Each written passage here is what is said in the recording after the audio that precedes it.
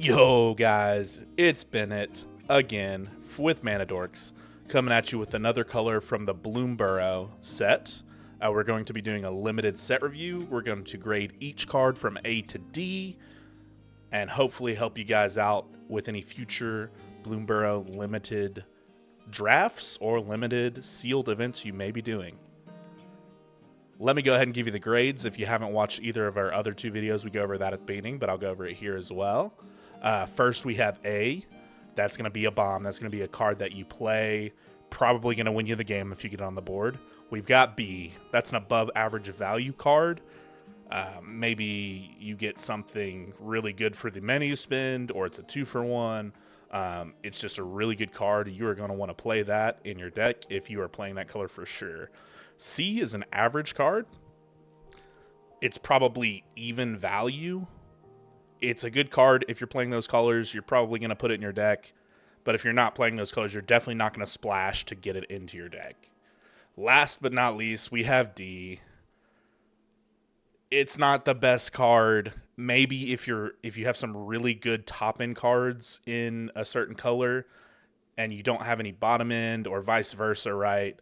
You got some rares and mythics in red, let's say, but you don't have really good commons, uncommons in red. You may play some D cards just to fill your deck to make sure you can play those. Without further ado, let's get into it.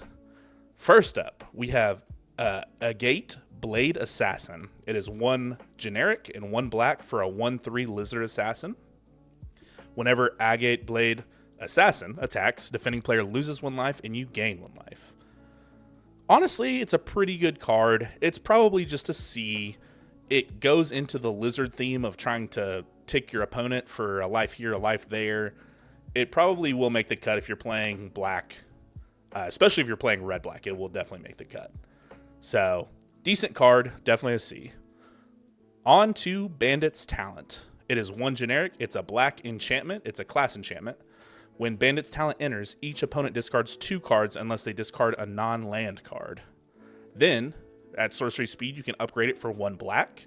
At the beginning of each opponent's upkeep, if that player has 1 or fewer cards in hand, they lose 2 life. And then to go to level 3, it is 3 generic and 1 black. At the beginning of your draw step, draw an additional card for each opponent who has 1 or fewer cards in hand. Honestly, this card looks pretty good, right? It makes them discard cards right when you play it for 2 mana, right?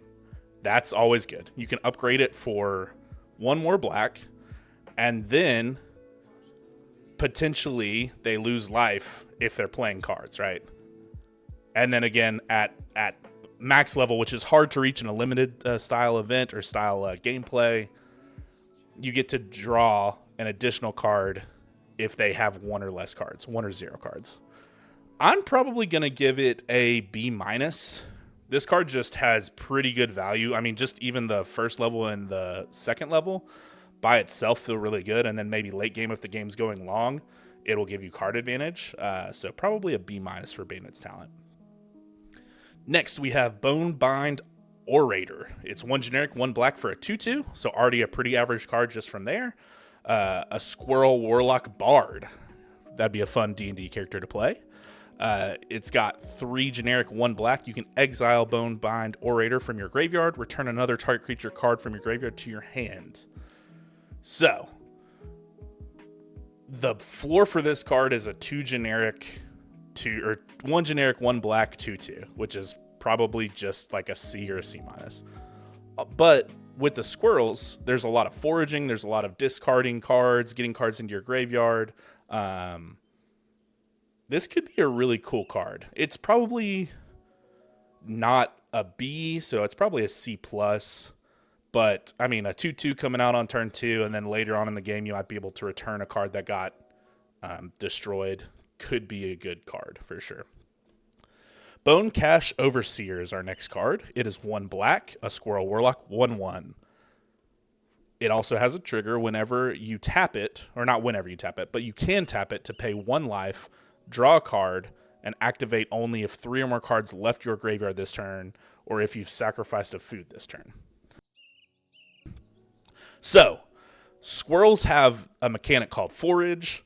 If you haven't seen the set yet or haven't looked into it at all, forage basically means you sacrifice a food and you get an effect. Or not only can you sacrifice food, you can exile 3 cards from your graveyard to get that same effect.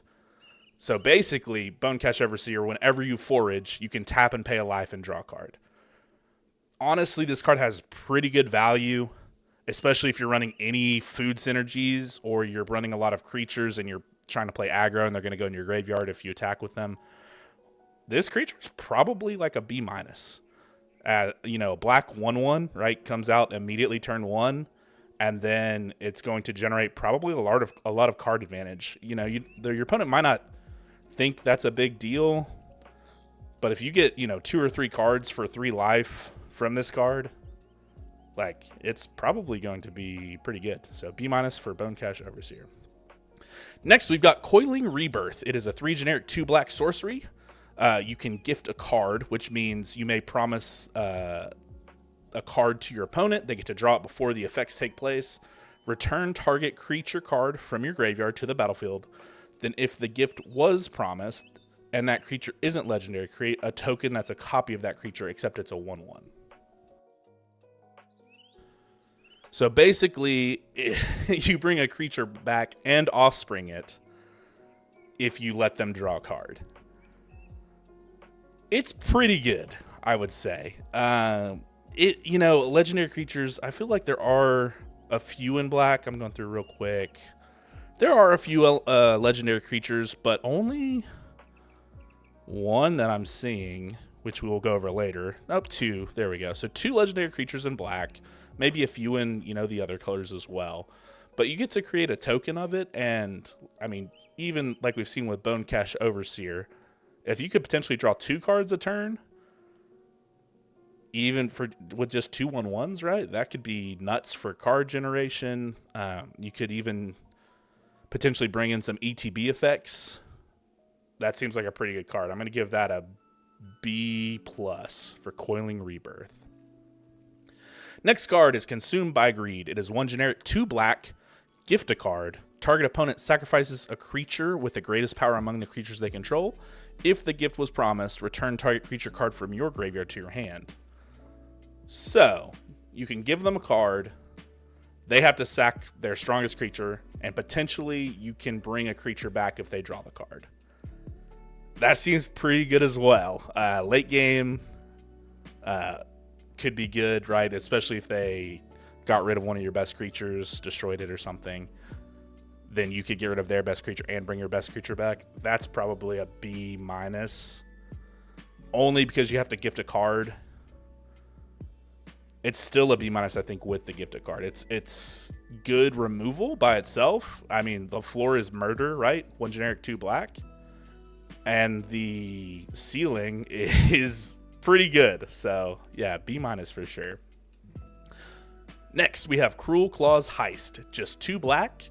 It's a rare sorcery. Gift a card as well. Target opponent reveals their hand. You choose a non-land card from it. Exile that card. If the gift was promised, you may cast that card for as long as it remains exiled, and mana of any type can be spent to cast it. So, this card, again, seems like a nuts card to me. Yes, they get to draw a card, right? Which is bad. But the gift triggers before anything happens. So you gift them a card, they draw it, then you get to choose which card to exile that you can potentially play. So even if they draw a bomb, like an A card, you could potentially exile that card and then play it at a later time. And it's not like a lot of these effects where you can play it until the end of your next turn or the end of your turn. You can play it until, as long as it's in exile, you can play it. So that's probably an A- for Cruel Claw's Heist. If you pull that, I would be looking to play black in some form. It is 2 black, so that's going to be 2 black mana to play. So it's not going to be easily played early, but I think, maybe turn 3 or 4, get it off. It could be pretty nasty, and they probably still have some good stuff in their hand, right? We will go on to Daggerfang Duo. It is 2 generic and 1 black, a Death Touch Rat Squirrel. When Daggerfang Duo enters, you may mill 2 cards. It's also a 3/2. So Death Touch, always good, right? Always good defensive. If they have a massive creature, they can't just run you down with it and destroy all your creatures, right? Because you can just Death Touch it. Also, again, the squirrels and the rats, which it's a rat squirrel, it's one of the duo cards. They like having creature or cards in their graveyard, right? For the forge mechanic, right? You exile cards from your graveyard, and then rats like having cards in their graveyard for the threshold mechanic, which is typically threshold 7. You need 7 cards in your graveyard, and an extra effect happens based on, you know, what creature it is or what card it is. It's pretty decent. I would say for 2 generic and 1 black, I would be hoping for like a 3/3, but it does have Death Touch. It's probably like a C+. You know, it's defensive, and it does fit into the strategy of rats and squirrels. So probably a C+. All right, we're going to go to Dark Star Augur. It is 2 generic, 1 black with an offspring cost of 1 black, which means if you pay 2 generic and 2 black, you get a copy of it that is a 1/1 with the exact same, you know, effects. It's just a 1/1. It has flying. At the beginning of your upkeep, reveal the top card of your library and put that card into your hand. You lose life equal to its mana value. It is a 2/3 as well. So this card seems like a win con to me, especially if you're playing black-white. Black-white is all about life gain, life loss. There's a lot of triggers that happen when you gain life. There are triggers that happen when you lose life, so this is a card that can help you lose life. And then not only that, you get to draw basically an extra card. Yes, you lose life if it's, you know, if it has mana, but you might just draw, you know, a land, and then you can play a land, and you don't lose any life. But again, like I said, with the bats, there are a lot of cards that actually want you to lose some life so you can trigger an effect. This card for 3 mana, 2/3 flyer as well is already pretty good. With the offspring, and it's only 1 extra black pip. Honestly, this card might be an A- as well. I don't think it's an A. I don't think if you play it, you just auto win the game. But it's pretty good. I mean, if you drop it on turn 3, it's good. If you drop it on turn 4 with an offspring, it's good. If you drop it anytime and you have some life gain already on the field, it's good. Maybe the only time it's not good is if you don't have some of those life gain mechanics in your deck, right? You might just kill yourself, but I don't think that's going to happen if you're playing some form of bats. We're going to go A- for Dark Star Augur.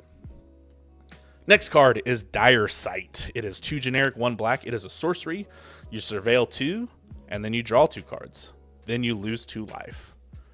This card is pretty good as well. I'm really liking black so far. We haven't gotten too far into it, but I mean, you get to kind of choose what cards you want, right? So you get to surveil 2.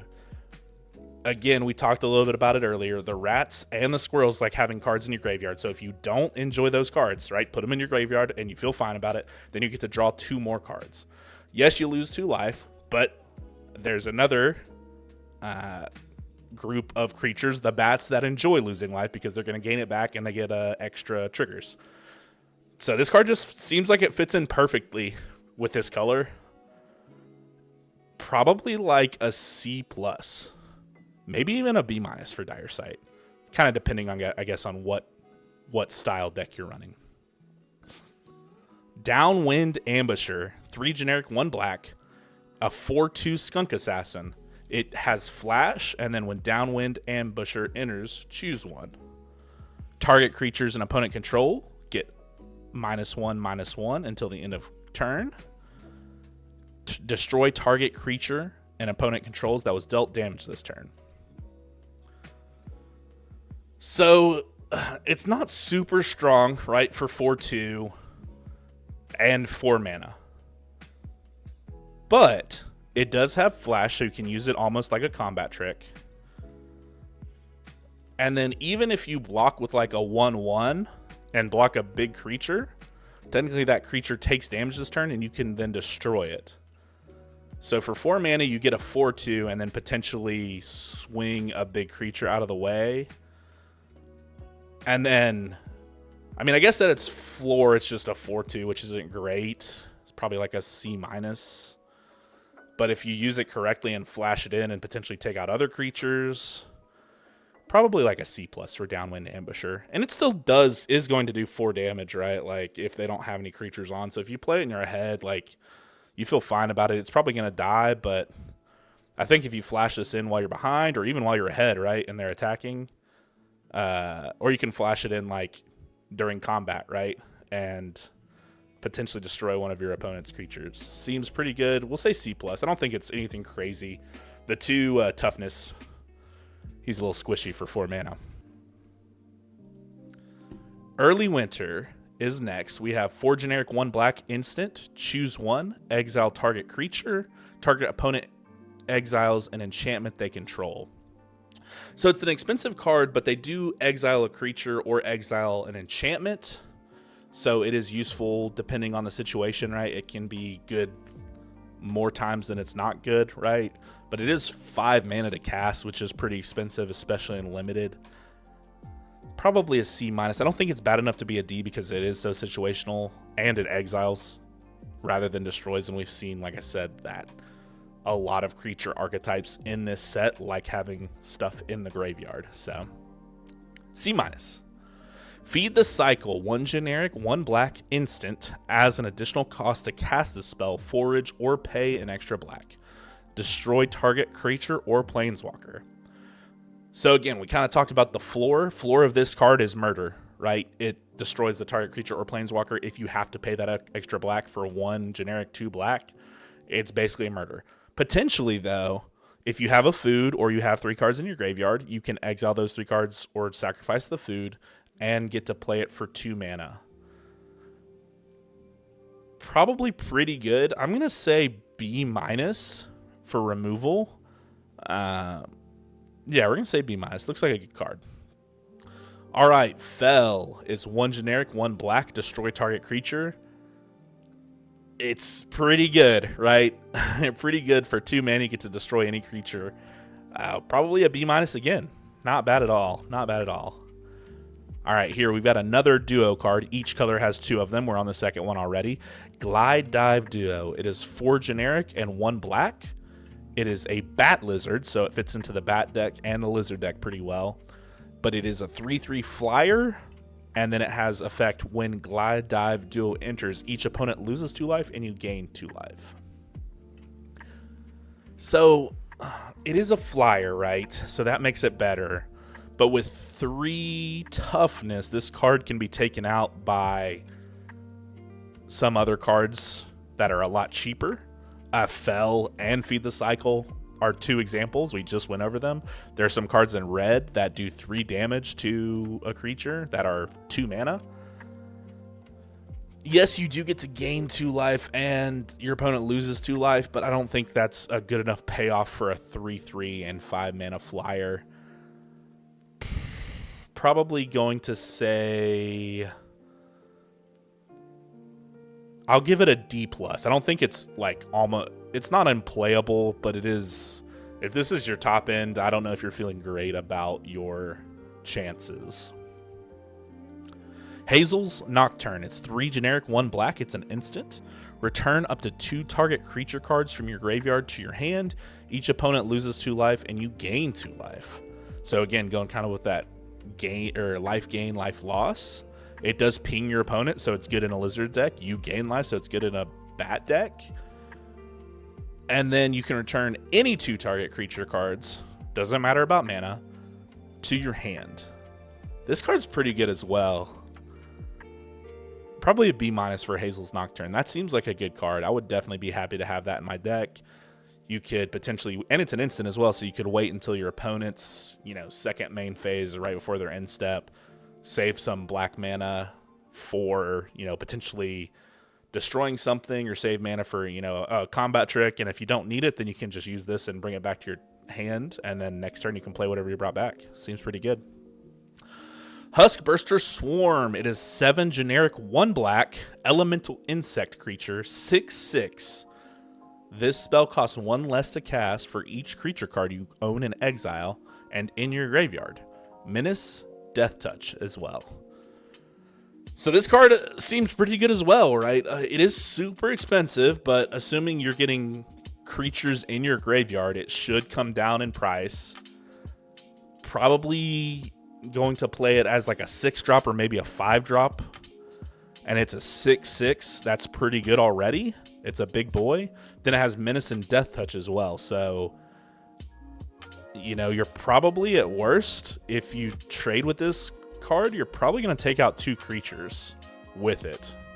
And again, Death Touch is always great. If they have a massive creature, you just trade. Take Huskburster Swarm out for that creature. This card's probably a B+, and you're probably happy to have it as your top end.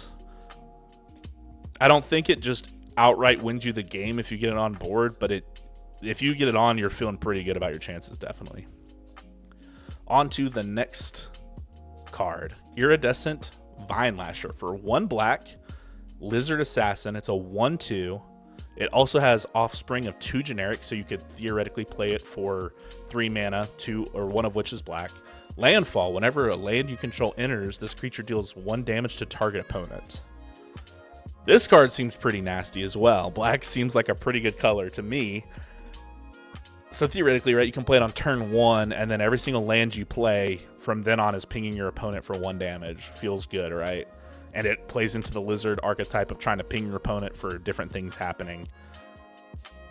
But if you can wait until turn 3, you can get a 1/1 copy of it, and then each land you play is pinging your opponent for 2 damage, which is 10% of your starting life total, right? If you think about it like that. This card seems, again, I don't think it's just a straight out A. Like, I don't think you win the game if you play this card at its max value, but you're going to generate a lot of advantage in the life total by just having this card out and just playing the game. It's probably an A-, maybe a B+, depending on what deck you're going. But that seems like a cool card. I would love to pull that. All right, we've got the big boy, Maha. It's Feathers Knight. It's a 3 generic, 2 black legendary creature. It's 6/5, an elemental bird. It has flying and trample.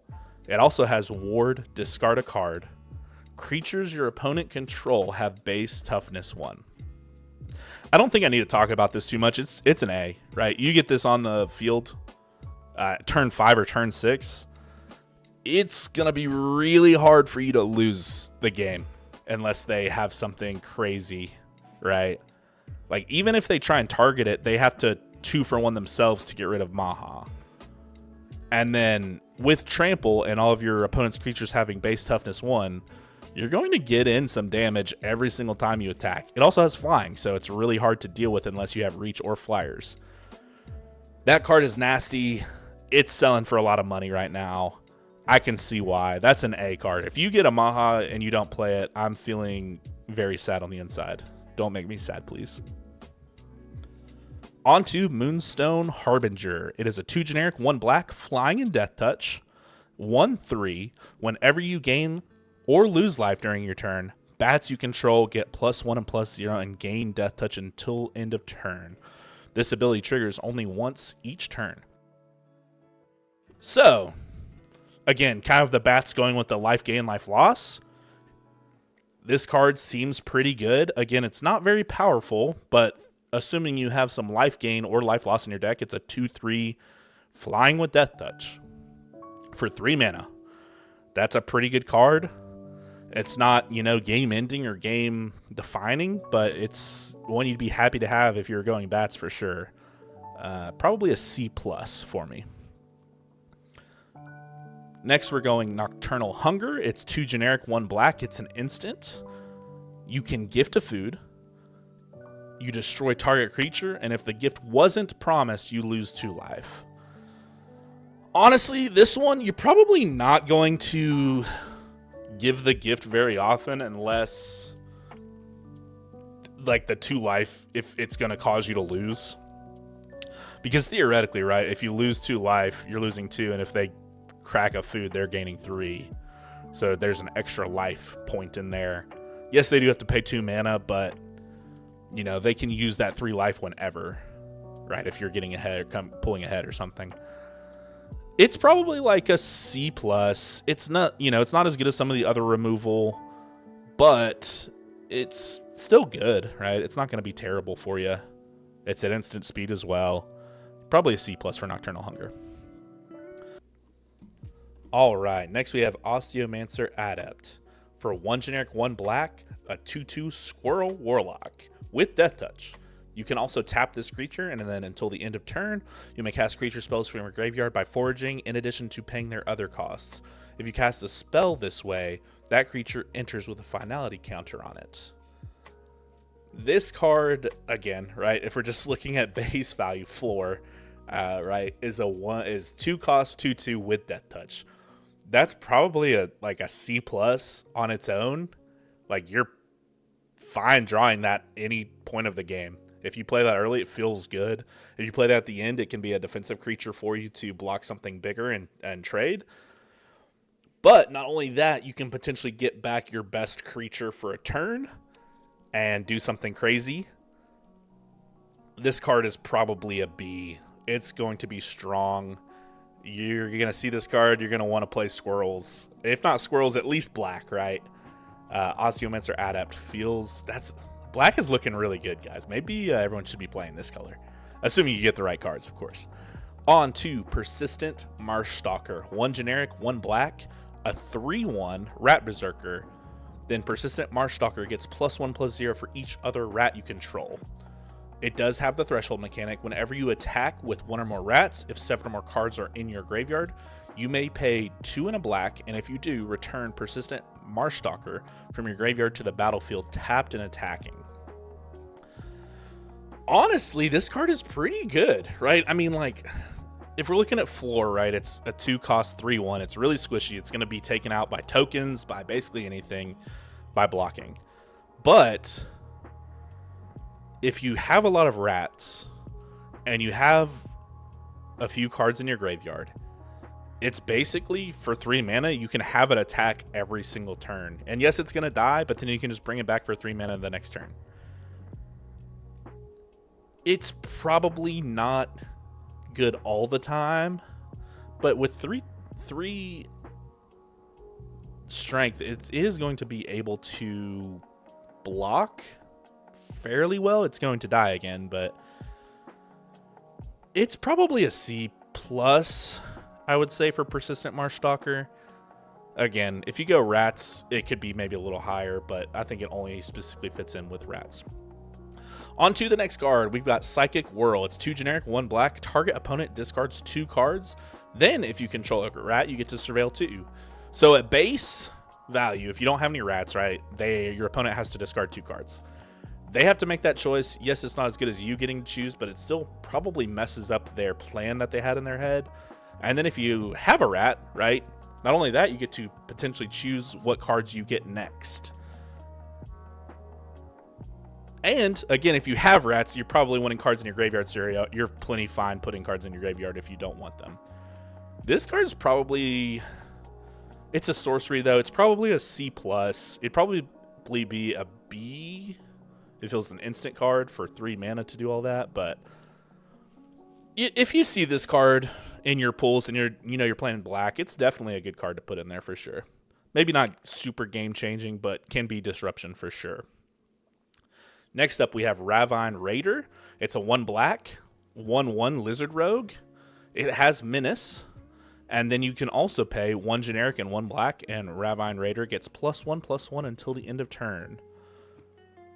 Good to note, that's not at sorcery speed, so you can save mana and then potentially buff him up to block.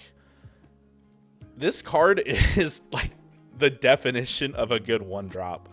I mean, he's not going to win you the game, right? But he has Menace, so you can get some damage in, which the Lizards want, right? A lot of times they want damage done, and they get a better effect if the opponent has lost health this turn. And then later on in the game, if you don't have anything to play, right, you can just pump him up to like a 4/4, and he has Menace, so 1 creature can't block him, and then you can just attack, right? And he could potentially even be a good blocker for you too with that ability. He's probably good all around, but he doesn't just win the game for you. Probably like a B. Probably just a straight B for Ravine Raider. Next, we have Rotten Mouth Viper. This card is crazy. 5 generic, 1 black, a 6/6 elemental snake. Here we go with the block of text. As an additional cost to cast the spell, you may sacrifice any number of non-land permanents. This spell costs 1 generic less to cast for each permanent that was sacrificed this way. Whenever Rotten Mouth Viper enters the battlefield, put a blight counter on it. Then for each blight counter on it, each opponent loses 4 life unless that player sacrifices a non-land permanent or discards a card. Talk about some disruption. This card's an A. If you get this on the battlefield and they don't deal with it in 2 turns, you basically are going to win. Yeah, this card is nuts. I don't think there's much else to say. You can ping them for 4 if they don't sacrifice or discard a card, but they need to have cards to try and deal with it. Yeah, it's an A. There's no doubt. Ruthless Negotiation. 1 black for a sorcery. Target opponent exiles a card from their hand. If this spell was cast from the graveyard, draw a card. It also has flashback for 4 generic and 1 black. So 1 black, you make your opponent discard a card, right? So like for turn 1, maybe you don't have maybe you have a swamp and you don't have a 1-drop. This is a great 1-drop to play turn 1. Yes, they have more cards in their hand, so it might not hurt them as much, but any card disruption is always good, right? It's basically a 1-for-1, and it's only a 1 mana card, and you might have them, get rid of something big because they can't play it anytime soon, or maybe they have too many lands in their hand and they didn't mulligan and they get rid of a land, which is always good, right?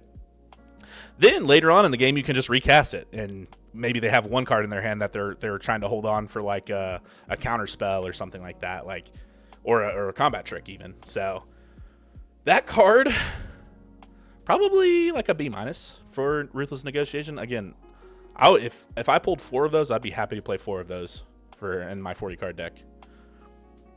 All right, on to Savers. 1 generic, 1 black, and instant. Target creature gets -2/-2 until the end of turn. Create a food token. I think this card's pretty good too. I don't think it's quite as good as the last card we went over. It's probably a C+. You probably destroy a weaker creature and you get a food token. So, for all mana in, right, it's 4 mana to get 3 life and a -2/-2 out. But also you can use that food to forage, right? So that it has some good synergy with squirrels. I would say it's a C+ overall. Probably a pretty good card. Probably will make the cut in a lot of formats. Scales of Shale. 2 generic, 1 black. It's an instant. This spell costs 1 less to cast for each lizard you control. Target creature gets +2/+0, gains lifelink, and indestructible until the end of turn. So, a little combat trick here. If you're playing lizards, it's probably a lot better, right? 1 black to get +2 and lifelink and indestructible. Pretty good. +2/+0 for 3 total mana. Lifelink and indestructible is okay. I think this one deserves like a grade with lizards and without lizards. With lizards, you're probably looking at like a B-, and then without lizards, it's probably like a C. It's going to see play even if you don't have lizards, but there's probably better stuff you can put in your deck if you don't have lizards. Next is Scavenger's Talent for 1 black. It is an enchantment class.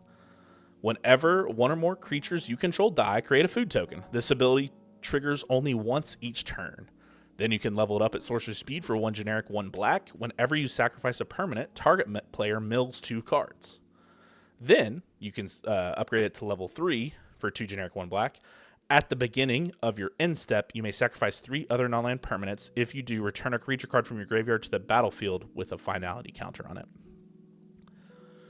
So, level 1, right, seems very good, right? You get to create a food token every single time a creature you control dies. That goes crazy with the squirrel foraging abilities, right? Because then you can just forage stuff. You can destroy a food to forage and keep stuff in your graveyard that you can potentially bring back with the level 3, right? Then, whenever you sacrifice a permanent, target player mills 2 cards, so you could potentially get them to discard something they really want, or a land that they need, or, you know, something along those lines. Those 2, and for 3 mana, you get both of those effects, seems just absolutely crazy. And then you could potentially bring back a creature. Yes, it has a finality counter on it, so it will die at the end of your next end step and go to exile, but right, maybe you bring something back with Death Touch and they can't attack for a turn, so it helps you stall. And also you may, right, so you don't have to do that, it's just whenever you need to do it. This card's probably a B in black again. We got a lot of good cards. It might be tough to make the cuts if you get some good black cards. On to Season of Loss, the black season. It's 3 generic, 2 black. Each color has one of these cards, but we'll see what this one looks like. You get to choose up to 5 paws worth of modes, and then you may choose the same mode more than once. So theoretically, right, you could choose the 1 paw mode 5 times. You could choose the 3 paw and then the 2 paw. You could choose the 2 paw and then the 1 paw 3 times, etc. 1 paw, each player sacrifices a creature. 2 paws, draw a card for each creature you controlled that died this turn. And then 3 paws, each opponent loses X life, where X is the number of creature cards in your graveyard. So this card can generate some card advantage, right? With the draw a card for each creature you control that died this turn. It can kind of be like a mini Wrath, right? Where if you choose the 1 paw 5 times, each player sacrifices 5 creatures. That's in limited, probably going to get rid of most of the board. And then potentially it could just be a late game ender, right? If you have 8 creatures in your graveyard and you just cast the 3 paw mode, they're going to lose 8 life. And the way that these paws work, it's like you choose one and that one resolves, then the next one resolves, and the next one. They don't all resolve at the same time. So maybe you have 8 creatures in your graveyard and they have 10 life.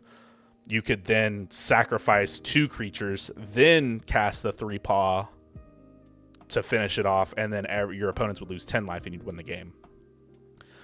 This card's pretty good. It's probably an A-.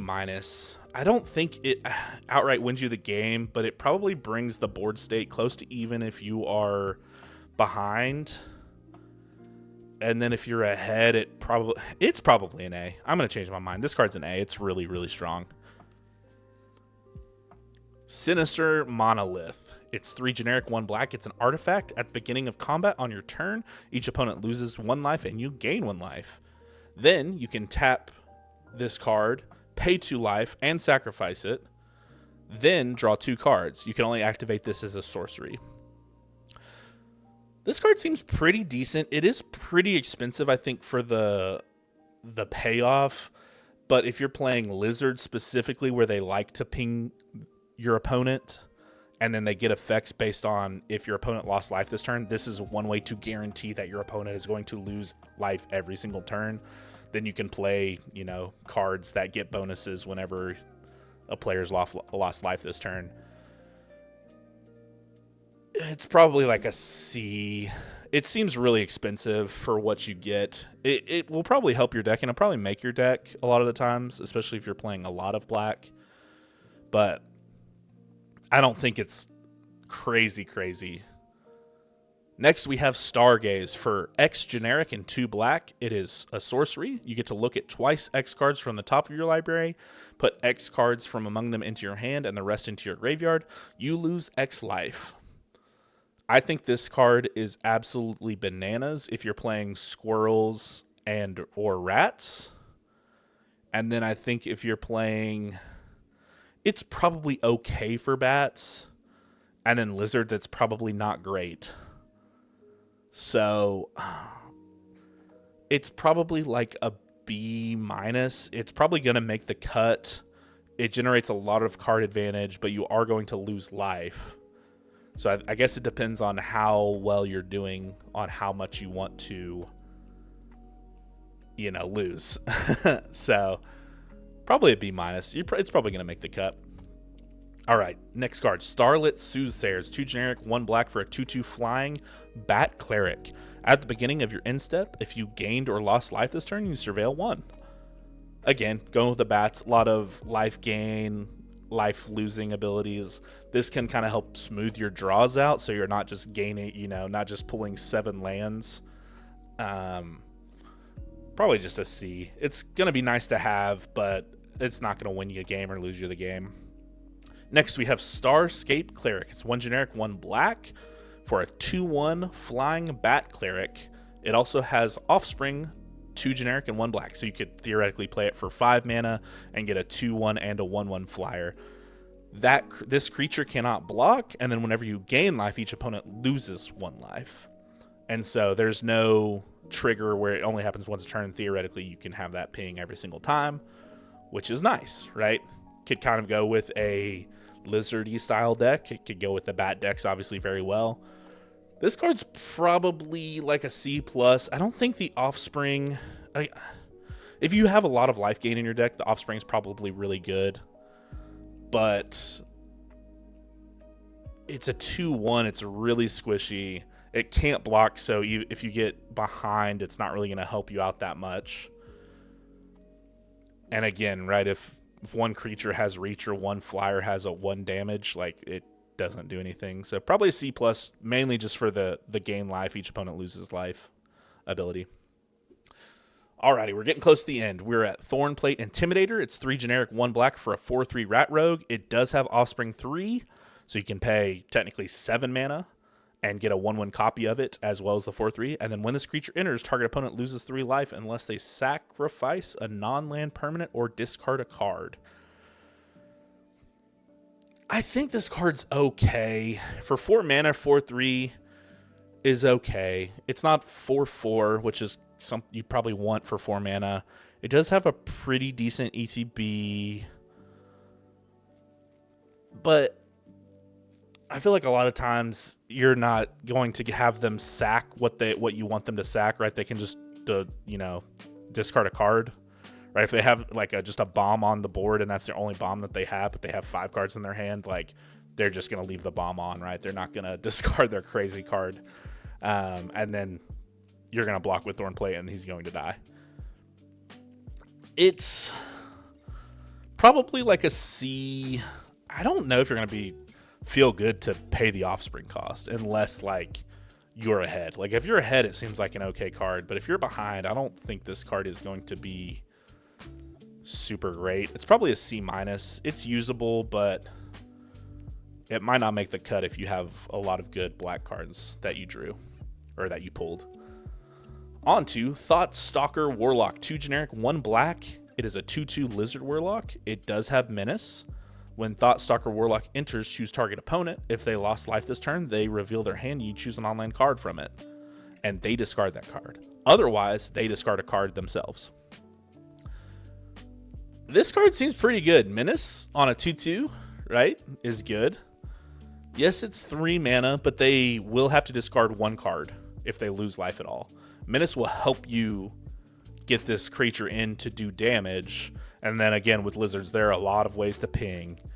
So playing this on like your second main phase, and then you get to choose what card they discard, could be nasty. I think you're pretty happy if this card comes up. I don't think it's absolutely bananas, but like probably a C+. Pretty good value. Maybe it's probably a C+. Valley Rockcaller, 1 generic, 1 black for a 1/3 Squirrel Warlock with Menace. Whenever Valley Rockcaller attacks, each opponent loses X life and you gain X life, where X is the number of other squirrels, bats, lizards, and rats you control. All right, this card seems pretty good. I know we said a lot about a lot of these black cards, but a 2-drop 1/3 with Menace, right? You're going to be able to get them to attack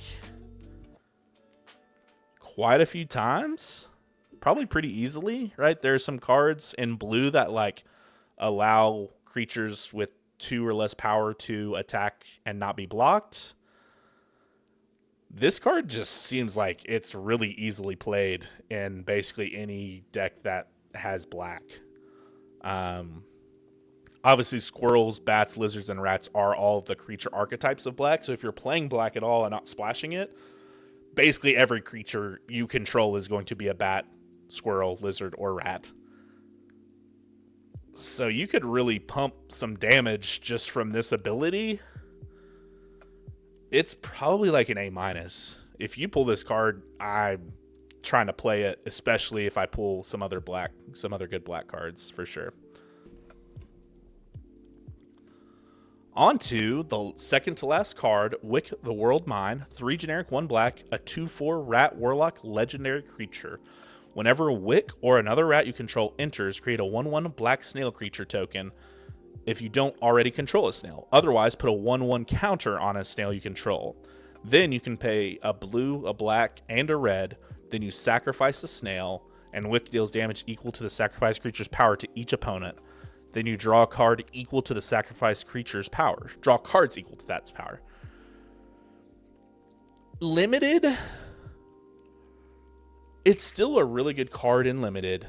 This card just screams like commander play to me. But you're still going to be able to create a big snail, which is always good, right? So every single time a rat enters, you get to put a +1/+1 counter on this black snail that you created, right?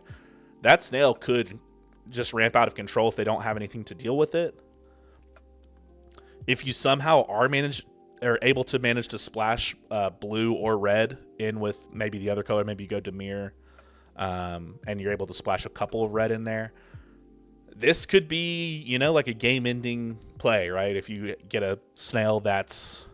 Right, you probably play Dimir and then have rats, and then you get a snail that's like a 7/7 and they have 6 health. You just play a mountain, and all of a sudden they lost 7 health, right? And then you can draw cards equal to that. So I think if you are going to play this, I think you have to splash. You have to play multicolor and splash either blue or red. Probably you're going to splash red and play Dimir. That card seems really fun, though. That seems like a really fun combo, a really fun thing to play. Probably an A- for Wick the World Mine. All right, last card, Wick's Patrol. It's a 4 generic, 2 black. It is a rat warlock, 5/3. When Wick's Patrol enters, you mill 3 cards. When you do, target creature an opponent controls gets -X until the end of turn, where X is the greatest mana value among cards in your graveyard.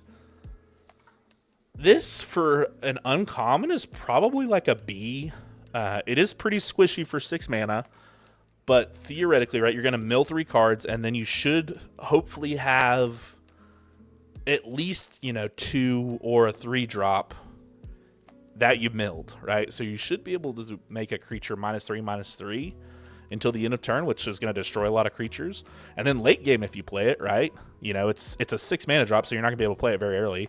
You should theoretically have some other stuff in your graveyard, and especially if you're playing rats and you're trying to mill stuff and get to threshold, or you're playing squirrels and you're trying to forage, and so you have, surveilling mechanics, discard mechanics, etc. You might have some big stuff in your graveyard. It's probably, probably like a B- or a B. It seems like a pretty good card. It's, again, squishy, which kind of holds it back a little bit, but I think it's a good card. I would love to play that. So that's going to do it, guys, for our black review. If I had to give a letter grade for Bloomburrow black cards, I'd probably say B-. There seemed like a lot of really good and really fun cards to play. I hope this helped you guys. If you enjoy this kind of content, if you don't mind leaving a like and maybe leaving a comment, it really helps this channel grow. If you want to catch more from us, hit that subscribe button, and we will see you guys next time. Y'all have a great day.